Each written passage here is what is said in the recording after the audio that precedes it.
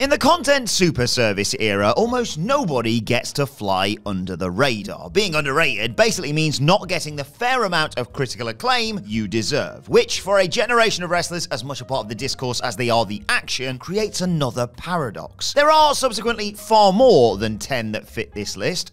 Mike Bailey. But these chosen few continue to fit the bill more than most. I'm Adam Wilborn from What Culture, considered by many to be the most underrated YouTuber. That says overrated. And these are the 10 most underrated wrestlers of 2023. Number 10, Dominic Mysterio. At the start of 2023, it seemed likely the nicest thing anybody would have to say about Rey Mysterio's fairly feckless son was that he was just about able to hold his own against his legendary father in a bells and whistles WrestleMania match. But the ex-con Dom has remarkably gone from strength to strength. As the rat with no right to hold NXT's prestigious North American Championship, Mysterio has found a niche that has nothing to do with his deadbeat dad, and it has been vital to his trajectory. Having worked and or watched countless tag team matches on the main roster, it's on Tuesday nights where he's been a draw for viewers and a key figure in the lives of Wesley, Trick Williams, Dragon Lee, and others. He's a three-brand star during the most successfully synergistic period in NXT's history, and the experiment, much like comment sections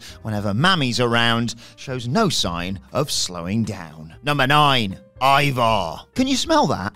Yeah, Papa H is cooking. Like a lot of things in 2023, tag team wrestling has undergone something of a renaissance under the creative vision of Triple H, but it's due to the injury to partner Eric that Viking Raider Ivar has been able to assemble such an awesome selection of singles matches on Monday Night Raw. His run of matches with Kofi Kingston and Xavier Woods put him in the IC title conversation with remarkable ease, and that conversation is thankfully actually relevant again thanks to former WCPW star Gunther's transformative reign. You're welcome, WWE. Ultimately, even if his solo efforts go unrewarded, the least they might do is fuel up the Viking Raiders as tag team title chances when Eric returns. Based on where they were in the pecking order 18 months ago, that in itself remains a remarkable achievement. Oh, and give me more Viking rules matches, please. Number 8. Anthony Bowens. When you're in a team called The Acclaimed, win 2 sets of titles, and have some of the hottest merchandise in pro wrestling, it's kind of difficult to remain underrated. And yet, Anthony Bowens is so electrifying in smaller doses that it's just as exhilarating to imagine what he might yet do,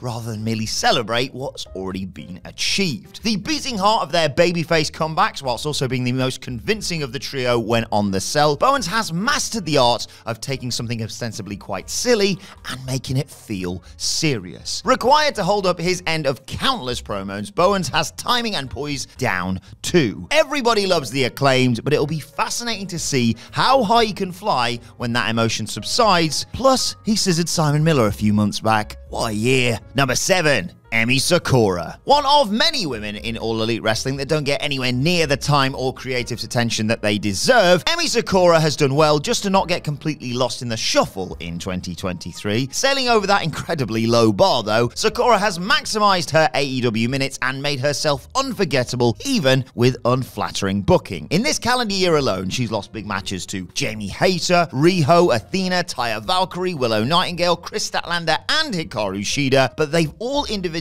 ruled to such an extent that after one loss, she's never not been considered credible enough to line up for the next one. For all of AEW's faults when it comes to booking women, and there are plenty, it has not shied away from sentiment here and there. To that end, she's as close to the title as she ever was. Expect at least one more challenge when a new champion needs somebody credible in opposition. Number 6, Wesley. Despite it being a growth product for going on 2 years now, NXT is only really part of the wider wrestling conversation when WWE decided to arm it to the teeth to beat AEW in a 1-week ratings battle. All the show features something so bizarre looking to penetrate the online discourse. More fool the masses, because those still indulging in the various Tuesday night delights are being gifted the best ever balance of quality in-ring and joyously stupid shtick. It's not a gimmick when I say it's my favorite show of the week. Wesley has walked the tightrope between both sides since the brand switch to 2.0 in late 2021. The North American title's prestige was upheld and enhanced by a run of fantastic open challenges, and thrilling bouts against the likes of Ilya Dragunov and Nathan Frazer were proof positive he could hold his own end up when it came to contemporary NXT classics. His brother Brocco must be so proud. Number 5. Santos Escobar. For most of 2023, Santos has been one of the most captivating figures on WWE TV for establishing a when not if atmosphere around a heel turn on Rey Mysterio. Having lost a chance at a shot at the Intercontinental Championship in a February Fatal 4-Way that also included Mysterio, he reached out to the Hall of Famer to offer his immense respect when he needed it most. Rey was embroiled in a bitter feud with his own son, and Santos looked more than ready to occupy that spot, especially when the LWO was reimagined and reformed around their relationship. Since then, tensions have very delicately built around the pair, with Rey yet again almost accidentally getting in the way of Escobar winning gold and seemingly favoring a returning Carlito's wishes over his. The former Legado del Fantasma boss is continuing to grin until he can't bear it, and through some fantastic performances, we've all been able to see it coming, apart from the less than totally innocent victim himself. Number 4. Braun Strowman. Much missed since going down with injury in May, it speaks to how well Braun Strowman's 2023 was going that he could still feature in a list such as this as the calendar year comes to a close. It wasn't just the instant chemistry in his big man little man unit with Ricochet that helped the monster of all monsters find his footing again in the company he'd been surprisingly hoofed from in 2023, but an earnest and clear attempt to be his best self in the role away from the oppressive creative shackles placed on him by Vince McMahon. Everybody has great matches with Gunther, but it wasn't just yet another IC title banger that secured Braun the critical acclaim that went AWOL for half a decade. Strowman moved with a zip he'd not had since 2016. He bumped with such zeal that it gave Angelo Dawkins a legit WrestleMania moment when he stood down the Strowman Express and provided crucial, literal grounding as a partner that the one and only had needed for years. Number 3.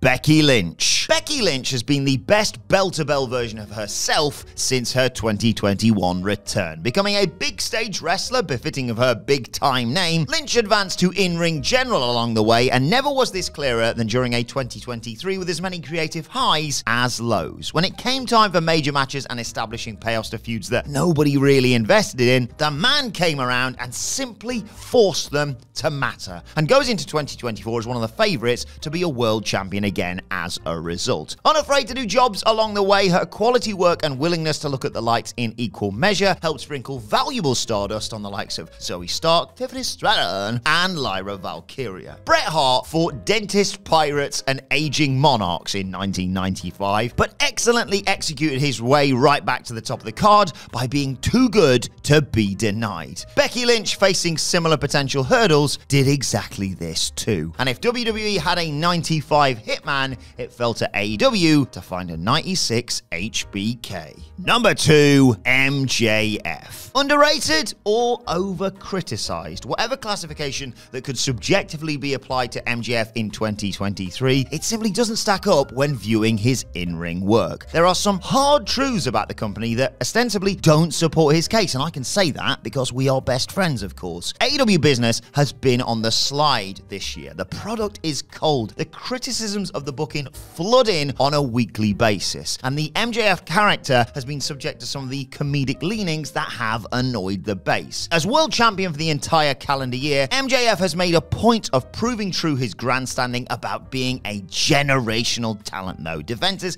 against Bryan Danielson, fellow pillars Darby Allin, Sammy Guevara, and Jack Perry, Adam Cole, and Samoa Joe were best-in-class efforts, and his getting over of various pandering babyface spots proves his appeal almost beyond compare. A Shawn Michaels in 1996 run, this will be one beloved in hindsight, even if bottom lines have been used to discredit it. Number 1. Athena. There are few wrestlers earning more critical acclaim in online wrestling media circles than ROH Women's Champion Athena, but being marooned on Honor Club has put something of a ceiling on her wider visibility. With her minion in training Billy Starks now months into a story that will probably result in Starks going over her for the title, the former Ember Moon has done everything she can to make this well-regarded period count. Initially an enjoyable but slightly one-dimensional bully heel, she has pivoted to become more and more paranoid, hence the abusive hold she continues to keep over her devotee. The central angle alone isn't the sole reason for her success, though. She will average out on more than one match a week in 2023, building both the reps and the reputation of a champion pro wrestler, even as a figure of the ostensible third or fourth major US brand. A return to AEW TV in 2024 seems inevitable. And that is our list. Did we miss any out? Let us know in the comments section below. Don't forget to like, share, and subscribe, and you can follow me on X at Adam Wilborn. Thanks for watching. I've been Adam from What Culture, and I'll see you soon.